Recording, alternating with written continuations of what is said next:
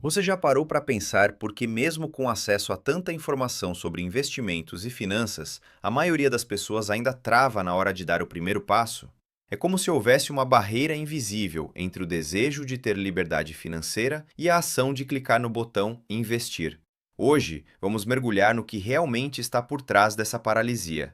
Não é falta de dinheiro, nem falta de tempo. É algo muito mais profundo e, ouso dizer, um tanto assustador. É fascinante você começar por aí, porque essa barreira tem nome e sobrenome.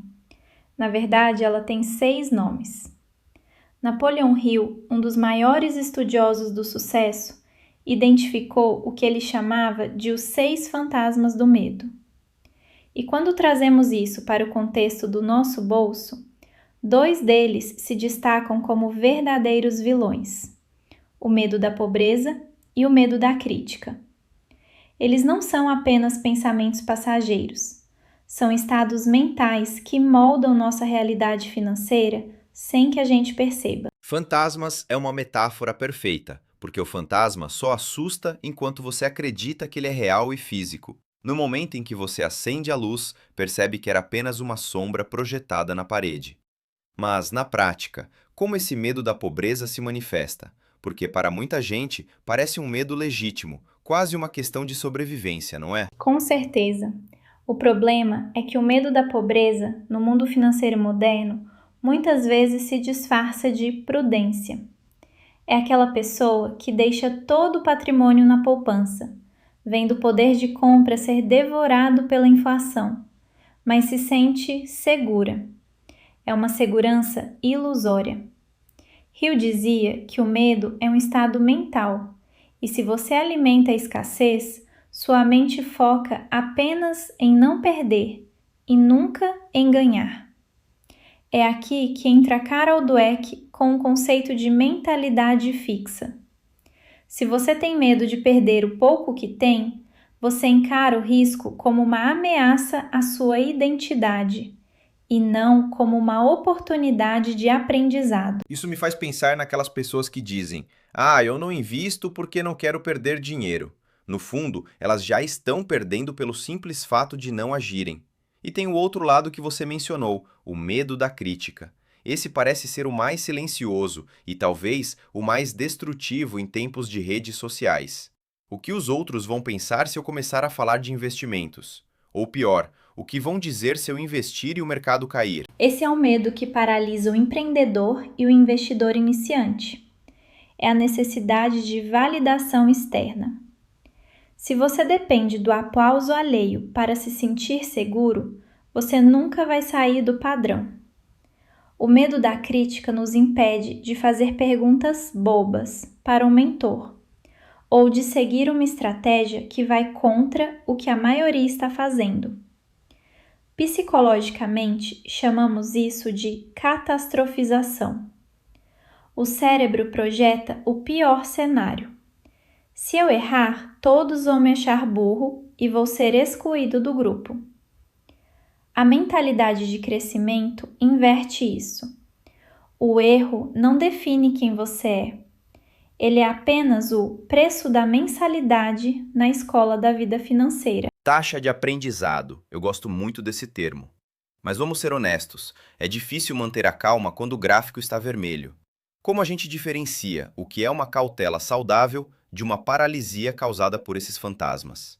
Existe um ponto onde a análise excessiva vira um problema? Existe e tem nome: paralisia por perfeccionismo.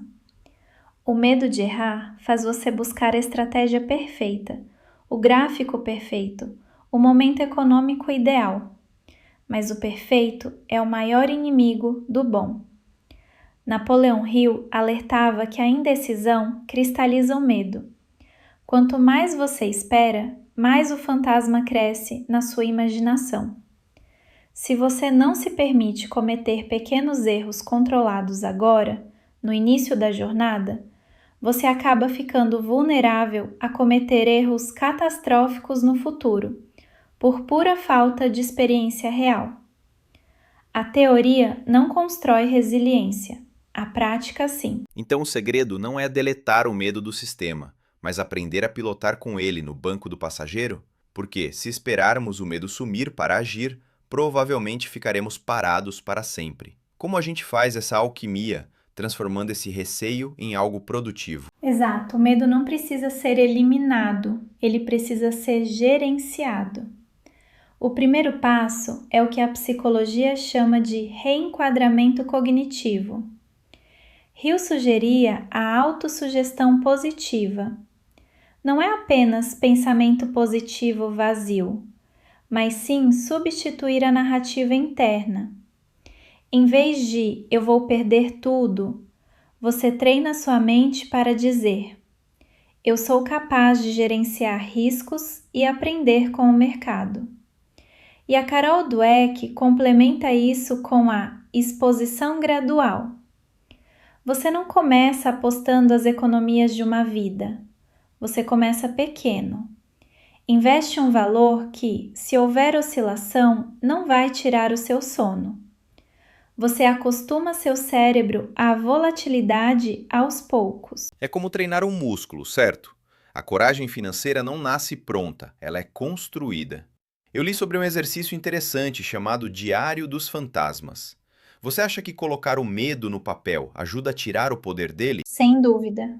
Quando você escreve "estou com medo de investir nesse fundo porque temo que meus amigos me julguem se eu perder", você traz o sentimento do subconsciente para o racional. Ao olhar para essa frase, você consegue perguntar: qual a probabilidade real disso acontecer? E se acontecer, isso realmente acaba com a minha vida? Geralmente, a resposta é não. Trazer o fantasma para a luz da razão faz ele encolher. Outra técnica poderosa é a ação corajosa diária. Fazer uma pequena coisa que te assusta. Ligar para negociar uma taxa, estudar um ativo novo, ou fazer aquele aporte que você está adiando há semanas. É fascinante como a nossa conta bancária é, na verdade, um reflexo da nossa saúde mental e das nossas crenças.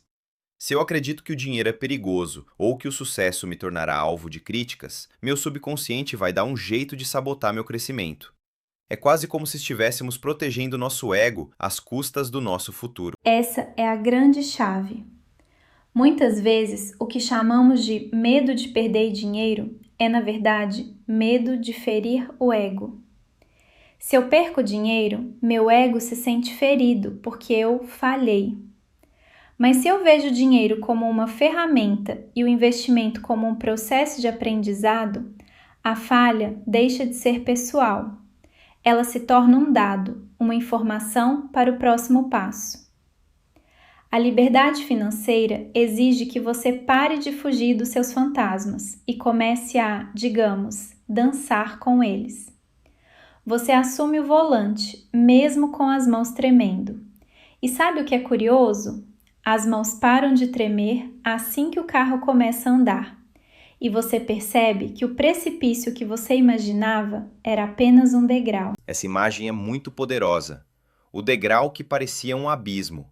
No fim das contas, a inação é o que alimenta o monstro. Quando agimos, o monstro se dissolve. Mas para quem está nos ouvindo agora e se sente paralisado por um desses 6 fantasmas, qual seria o desafio prático para hoje?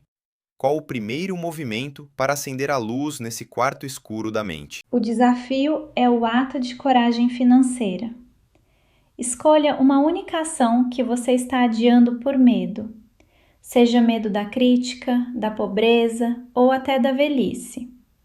Pode ser algo simples, como abrir a conta em uma corretora ou finalmente ler aquele relatório que parece complexo demais. Antes de fazer, diga em voz alta: "Eu sinto medo, mas escolho agir". Depois de feito, anote como você se sente. Você vai descobrir que a maior parte do peso era a antecipação do problema e não o problema em si. A maioria dos nossos monstros são apenas sombras projetadas pela nossa hesitação. É aquela máxima: o medo bateu a porta, a coragem abriu e não havia ninguém lá. Acho que o grande aprendizado de hoje é que a psicologia do dinheiro é, antes de tudo, uma jornada de autoconhecimento. Se você não dominar sua mente, o mercado certamente a dominará. E o mais interessante é que, ao enfrentar esses medos financeiros, acabamos nos tornando pessoas mais corajosas em todas as outras áreas da vida. Com certeza. A disciplina e a coragem que você desenvolve ao investir e ao lidar com os fantasmas de rio se traduzem em autoconfiança no trabalho, nos relacionamentos e nos projetos pessoais. É uma transformação integral. Você deixa de ser uma vítima das circunstâncias e das emoções para se tornar o arquiteto do seu destino. E a ferramenta para isso é a consistência. Não adianta ter um surto de coragem hoje e sumir amanhã. Perfeito! É a consistência que transforma o esforço em resultado exponencial.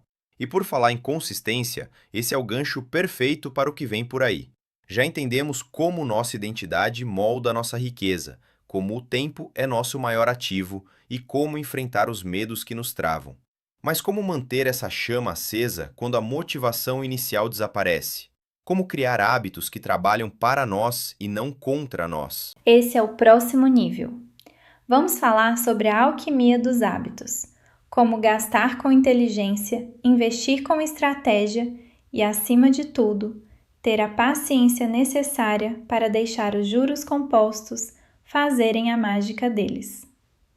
Muita gente desiste no meio do caminho porque não entende a mecânica dos hábitos financeiros. Vai ser uma conversa essencial para quem quer transformar essa coragem inicial em uma fortuna duradoura. Mal posso esperar. É o momento de transformar a teoria e o enfrentamento do medo em um sistema automático de sucesso. Para você que nos acompanhou até aqui, o convite está feito. Identifique seu fantasma, encare-o nos olhos e dê o passo que ele está tentando impedir. A sua liberdade está exatamente atrás do medo que você mais evita.